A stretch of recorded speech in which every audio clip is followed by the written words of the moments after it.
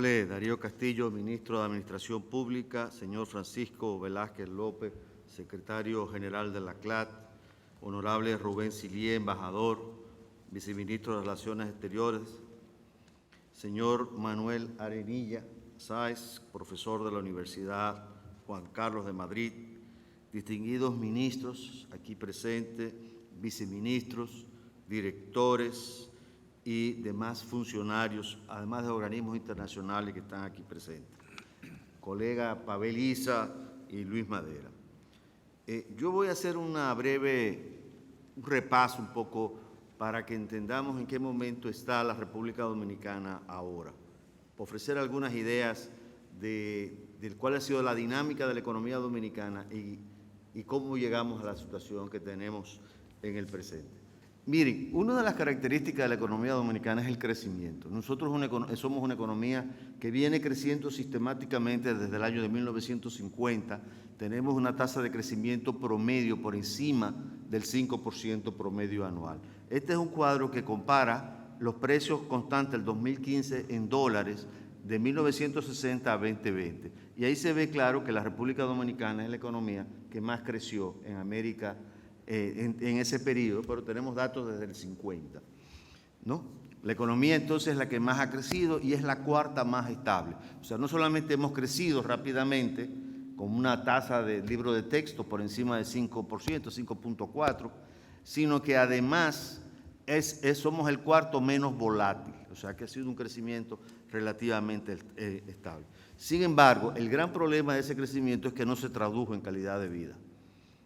Había un retraso muy grande en calidad de vida. Y nuestro gobierno, cuando iniciamos y en el proceso de la transición, bueno, en nuestro programa de gobierno y todo esto, de partido, entendíamos que en realidad el crecimiento es un medio muy importante, hay que crecer, pero al final de cuentas lo que importa es mejorar la calidad de vida. Y diseñamos toda una estrategia. Nuestro desafío entonces era cómo mejorar la calidad de vida y para eso nos preparamos a través de un programa de gobierno.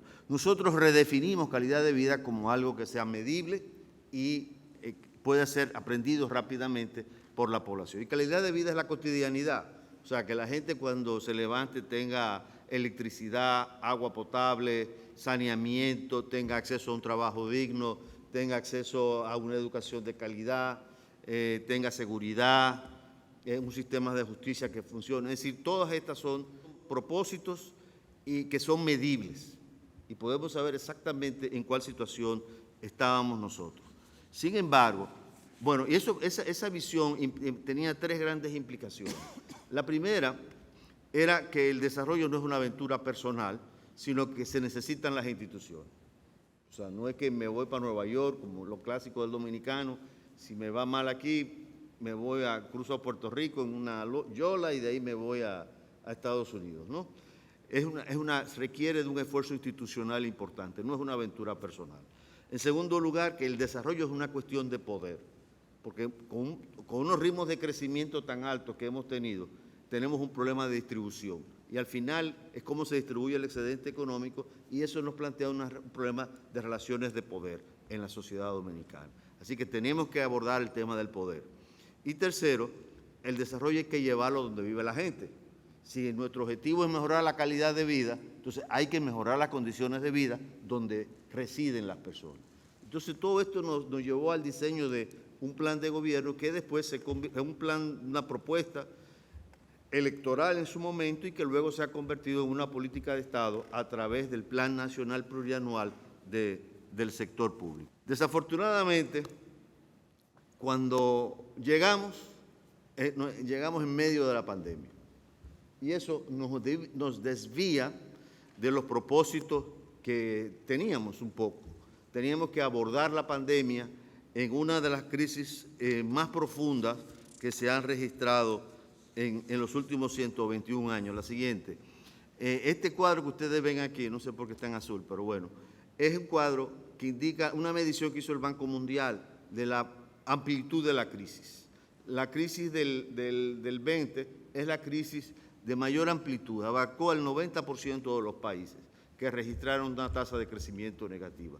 No fue ni la Primera ni la Segunda Guerra Mundial, ni fue la crisis 29-33, ni la última que tuvimos en 2007-2008, sino que la crisis más profunda y más amplia, de mayor digamos, presencia de países, fue la crisis de 1929 y 1933. Para nosotros tuvimos un altísimo costo, bueno, como todos los países. Una medición que nos ayudó, que nos acompañó el Sistema de Naciones Unidas. Nosotros calculamos que habíamos tenido una pérdida de 18.460 millones de dólares. Eso es entre las actividades que no se pudieron realizar, como las empresas que cerraron, en los comercios, los restaurantes, hasta los taxistas que no pudieron operar porque no había un confinamiento, más los gastos que tuvimos que realizar para enfrentar los problemas de la pandemia, o sea, dar un subsidio muy grande. Todo esto representó alrededor del 3.5% del PIB y generó una caída del producto del 6.7% en el 2020. Debemos decir que esto es una economía que desde el año 50 solamente ha registrado 7 años recesivos. Y esta era la segunda caída más grande que registraba la economía dominicana. La más grande fue en la Guerra Civil del año de 1965, donde se perdió el 12.5% del producto, pero bueno, fue una guerra civil, tan pronto se superó la situación de guerra, ya la economía el año siguiente se recuperó. Entonces, ¿qué hicimos? Bueno, el gobierno creó una serie de condiciones para apostar rápidamente a la recuperación. Hubo una política de vacunación muy intensa, una política muy vehemente para garantizar que toda la población se vacunara y garantizarle vacuna a todo el mundo, ¿no? Además de garantizarle asistencia de salud. Eso fue un elemento esencial.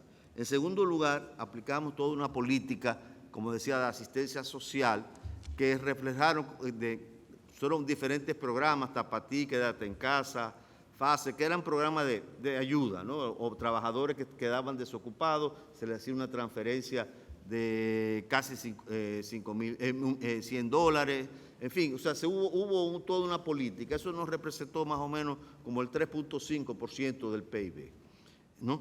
En segundo lugar, tuvimos una política de apoyo a los trabajadores del turismo, ¿no? Vino entonces otro de los grandes desafíos fue el sistema educativo. El sistema educativo dominicano, como imagino que la gran mayoría de los países de América Latina y del mundo, no estaba preparado para dar educación no presencial.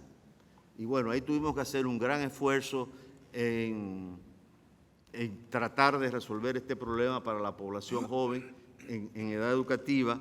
Compramos tabletas, compramos computadoras, obviamente, pero no daba. Y no había en el mundo también.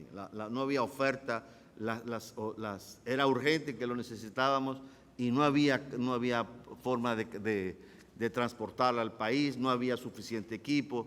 Todo ese tipo de problemas tuvimos que enfrentarlo. Le dimos un apoyo al sector turismo, que era muy importante. Fíjense, en ese momento toda la literatura que revisábamos decía que el turismo se iba a recuperar más allá de 2023, que como pronto se iba a recuperar en el año 2023. Y más aún, en esos meses, no sé si ustedes se acordarán, que había un serio problema con las navieras, con el turismo de crucero en el mundo. Muchos países, aún en la región del Caribe y en el mundo entero, una cantidad de cruceros que no podían desembarcar la gente y se estaba muriendo gente como consecuencia de esto.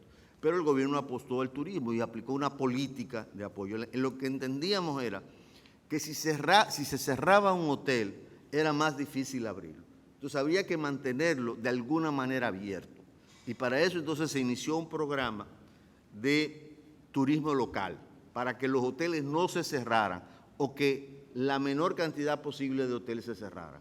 porque si se cierran es muy difícil recuperarlo. Entonces, en eso se apostó, se le dio una serie de facilidades a los hoteleros y al final de cuentas ese sector reaccionó. Y reaccionó desde el principio del 2021. Tan pronto como se fue flexibilizando la política de confinamiento, ahí mismo fue recuperándose el turismo. Hubo un apoyo a la agricultura con tasa cero, se le dio financiamiento con tasa cero a la zona franca. Hoy día estamos con una gran recuperación de la zona franca, el nivel de empleo ya está llegando a los máximos históricos que tuvo. El máximo histórico fue en el año 2000, ya estamos llegando en menos de un año y pico a ese máximo histórico. Se dieron facilidades crediticias a través del Banco Central, la liquidez fluyó de manera tal que se flexibilizaron las condiciones bancarias para que nadie se quebrara y también se le dieron recursos. Hubo una revaluación del tipo de cambio y se le dio, eso fue muy importante porque eso ancló las expectativas inflacionarias. Cuando se ancla el tipo de cambio, hubo una pequeña revaluación de unos pesos, pero eso dio un mensaje muy claro de que el gobierno estaba defendiendo la moneda. Y hubo un gran apoyo a las empresas de MIPYME. Ahí empezamos entonces a recuperarnos, aumentó el PIB, se recuperó el empleo, se redujo el déficit fiscal en el año 2021, algo insólito e inimaginable que se combinara crecimiento del producto de un 12.3% junto con una reducción del déficit que bajó del 6.9 a 2.7%, aumentaron las exportaciones, se les revaluó ligeramente el tipo de cambio, aumentaron los salarios, el salario del personal de salud, la policía, del turismo, el sector cañero, el salario mínimo del sector privado no sectorizado aumentó un 24% y se iniciaron un paquete de reformas. La siguiente. Ahí ustedes ven claramente cómo la recuperación, ese es el índice mensual de actividad económica, y ustedes ven cómo en el promedio del año 2021 la economía creció en 12.3. Pero ese 12.3 es ese nivel de actividad económica que se alcanzó en el 2021, es 4.7% por encima del nivel de 2019. O sea, no solamente fuimos recuperando el espacio perdido, sino que además pudimos crecer por encima, más o menos acercándonos a la tasa de crecimiento de largo plazo del país, que es 5%, nos empezamos a acercar con relación a 2019. La siguiente. Lo importante de esto es que el motor del crecimiento económico no era el consumo, como había sido tradicionalmente, sino que fue la inversión. Y básicamente fue la inversión privada. La inversión privada reaccionó de manera muy rápida a todos los estímulos que se le dieron y la inversión privada explica alrededor del 61%, la inversión en general explica el 61% del crecimiento, del 12.3% del crecimiento. El consumo apenas explica el 38% y el sector externo explica el 2% del crecimiento, ¿no? O sea que hubo realmente una actividad económica importante. Desde el último trimestre del año 2020, la inversión, como porcentaje del PIB llegó a ser un 30% del producto. Así que y durante todo el 2021 por cada uno de los trimestres, estaba por encima del 30%. Sí, una situación inédita. Por ejemplo, en Estados Unidos, quien determina el crecimiento es el consumo. En muchos de nuestros países así ha ocurrido y en este país había ocurrido anteriormente. Pero aquí ese es un factor muy importante. La siguiente. Y el motor de ese crecimiento fue indudablemente el sector, el sector hotelero que creció, el sector de turismo que creció en un 52%, en un 13%, un 13% creció en el 2021 y la construcción. Es decir, lo que por contribución al PIB por sectores. El que más contribuyó fue la construcción, seguido de hoteles, del sector turismo, comercio, manufactura local, que se reactiva afortunadamente, y la zona franca. Esto llevó a un aumento del empleo, se recuperó el empleo. En el cuarto trimestre ya del año 2021 habíamos alcanzado 4.7 millones, que era más o menos el nivel que teníamos en 2019, en diciembre de 2019. Exactamente la anterior. Aumentó, como decía, las finanzas públicas, el déficit se redujo de 7.7% del PIB a 2.7%. Y eso era una combinación, o sea, pensar que íbamos a reducir casi un 60% el déficit, sin que con crecimiento económico, con mejora del empleo, pues era prácticamente impensable. Hoy, a la 19ª semana el déficit está en el año 2022 en 0.10 del PIB. La siguiente. Entonces, lo importante es que se dio esa combinación, que es diríamos, una combinación que es difícil de lograr, ¿no? Que fue el crecimiento, por un lado, aumento del empleo y del salario, se redujo el déficit fiscal, se recuperaron los ingresos de divisas y se controló la pandemia, ¿no? Indudablemente quedan muchos desafíos todavía, tenemos que reducir un poco más, hacer más esfuerzos para reducir la tasa de desempleo. La tasa de desempleo se redujo, pero levemente. Y esto porque entró más gente al mercado de trabajo. O sea, todo el que se retiró durante la pandemia, la población económicamente inactiva aumentó, obviamente, pero cuando regresó al empleo, regresó más de los que habían salido, ¿no? Y eso hace que el denominador, o sea, la población, la PEA, aumentara significativamente.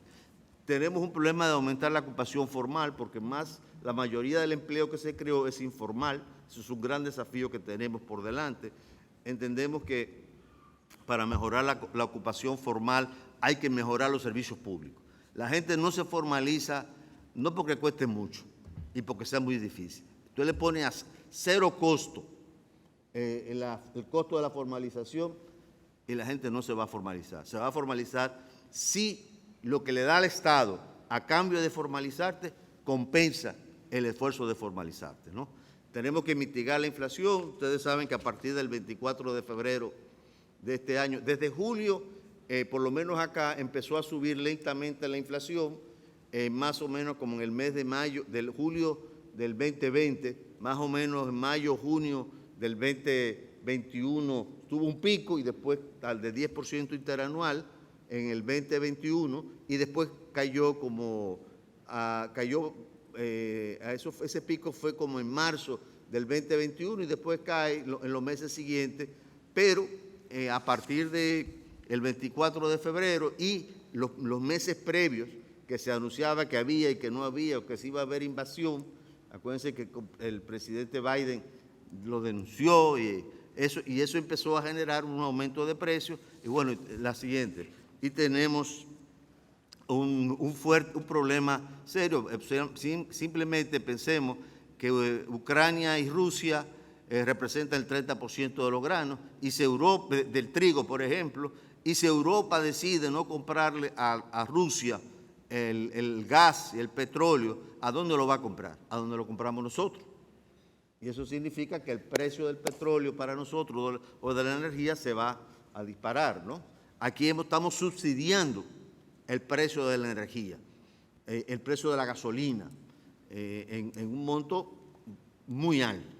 O sea, están congelados prácticamente el precio del combustible. Vamos a ver cuánto tiempo lo podemos aguantar por la situación fiscal. Además de estos desafíos, tenemos que retomar nuestra agenda original que nos desenfocó, digamos, la crisis que vivíamos. La siguiente. Bueno, estas son las proyecciones que tenemos para el año que viene. En términos de, esperamos que el PIB en dólares sea 107.000 millones de dólares. Bueno, creo que es la inflación, etcétera, pero eso podemos pasarlo. ¿Cuál es nuestra visión de largo plazo? La siguiente. Nuestra visión de largo plazo, nosotros pensamos que hay que mejorar la calidad de los empleos y mejorar los servicios públicos. Mejorar la calidad del empleo nos va a garantizar productividad, un salario laboral más alto y salario social. Salario social que sería todo lo que tiene que ver con gastos públicos asociados a educación, salud, todos los servicios que toma la población. Y eso es lo que nos va a garantizar equidad social y equidad territorial. Y hay una serie de ejes, no, por favor, una serie de ejes que son transversales. El tema de la institucionalidad, hemos dado un gran esfuerzo. Aquí la justicia estaba cooptado por la política. En este gobierno se acabó eso. Y queremos llevarlo a una figura constitucional que la justicia sea absolutamente independiente. Estamos organizando una reforma del Estado. Aquí Darío podrá explicarle con mucho más propiedad de lo que puedo hacer yo, de toda la reforma que se está haciendo en el Estado. Estamos territorializando la política pública. Ningún gobierno le había dado tanta atención al tema territorial. Hemos creado todo un viceministerio en el Ministerio de Economía que se ocupa del tema territorial. Estamos territorializando las políticas sectoriales porque las políticas sectoriales no estaban diseñadas para el territorio, era una visión tubular, cada ministerio se veía solamente lo que hacía. Estamos haciendo un esfuerzo de capilaridad abajo y estamos reorganizando la institucionalidad vinculada con el territorio. Hay una serie de leyes, ley de ordenamiento territorial, ley regional única de planificación, que están en proceso y que en algún otro momento puedo conversar con ustedes. El tema de la transformación digital, yo creo que hay una nueva subjetividad muy clara. Si antes había una construcción intelectual de que había que generar esta transformación digital, hoy día hay una subjetividad creada por la misma pandemia. O sea, de pronto mucha gente se dio cuenta que la única forma de comunicarse era a través del teléfono, de los medios digitales, y un tema de medio ambiente, que para nosotros es fundamental. Porque nosotros estamos desde la perspectiva de la insularidad. La insularidad es te hace mucho más débil. De hecho, la República Dominicana está entre los primeros 10 países más vulnerables del mundo. Nosotros estamos en la ruta de huracanes y desafortunadamente estamos sobre unos fallas tectónicas que desafortunadamente hemos visto los temblores de Haití, el que se dio en Puerto Príncipe y luego hace un año en Jeremí, ¿no? en la península de Tiburón. Nos plantea un serio problema de cómo vamos a abordar el tema de la vulnerabilidad. Y tenemos que darle una importancia fundamental. Y al mar, porque en realidad nosotros vivimos del mar. El turismo se da porque tenemos mar Caribe. Y si el mar Caribe se nos daña, pues nos quedamos sin actividad económica. Yo siempre he dicho que el tema de la política del mar debe ser un tema de la seguridad nacional, porque de ahí dependemos, por lo menos por ahora, dependemos de lo que pase en el mar Caribe. Y finalmente hemos iniciado una serie de reformas que están en proceso, la reforma constitucional, una reforma de transparencia, reforma de seguridad ciudadana, una reforma en el sector agua, el sector educativo, sector eléctrico. Son unas mesas que se han creado en una cosa que tenemos acá que se llama un Consejo Económico y Social, donde participan los partidos políticos, el gobierno, la oposición, la sociedad civil, los sindicatos, en fin, todas las fuerzas de la sociedad que interactúan. Ese es un poco el panorama. Hemos hecho un gran esfuerzo para converger con los indicadores de los ODS, ¿no? Y en la estrategia tenemos en nuestro plan aproximadamente hay un 72% coinciden. Así está el país en estos momentos. Estamos en una batalla, como siempre, esto nunca se acaba. Siempre yo digo que no importa lo que hagas, está mal hecho, y por mucho que haga, es poco, ¿no? Esa es la realidad cuando uno trabaja en estos menesteres. Muchas gracias. Y perdonen el tiempo.